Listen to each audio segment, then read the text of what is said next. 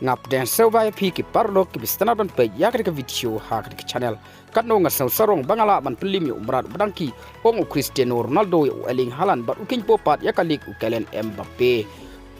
Cristiano Ronaldo ulala ban pelim yu Kane Erling Haaland bat Kylian Mbappe kibio tap Marsien po arkol ya kari bat ka club nakam ta usnem arjar arfly hakabo Cristiano Ronaldo liu ban tap san fly call bat ulaklalong urang tap call bat buntam jong usnem arjar arfly bat hakajuk kapol Cristiano Ronaldo liu ru ban pedeng ya ka Globe Soccer Award bala pelong daka Dubai Football bat hadin ka Globe Soccer Award Cristiano Ronaldo la penpau ka jing sarong namar ka jing la jong ban pelim ya ki players badangki hakane ka juk ka bamta bat katkum ka kubor bala pen sapreng do Fabrizio Romano Cristiano Ronaldo hadin ka jing jog jongu ya ka Globe Soccer Award ulakren yakni kintin hakabulo ngalong best goal scorer haka samoy ka bamta bat ngamla syuk ban mudur haka bangalala ban pelim ya umrat ubdangki kumu Erling Haaland bat kanno nga sarong bat kamtam ngan sadap no live pendai snem ka arta bat ulapun kuru da ka bawong ngaso tenat yaki beriu ki bakren persya ya nga bat hadin ngalong uba sukses bat ngamdon jingta nakinong bisyar ya kane ka award bat haba pai syaka jingkren jong u haka show jong ka Globe Soccer Award Cristiano Ronaldo ulong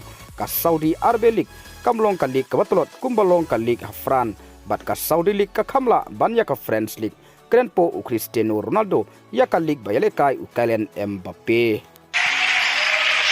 Where do you think the level is now? You're a year on, aren't you?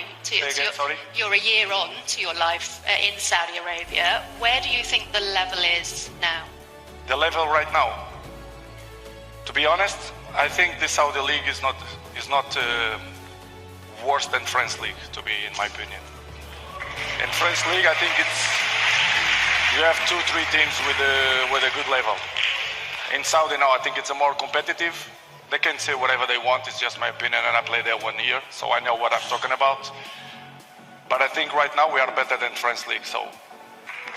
we still improve.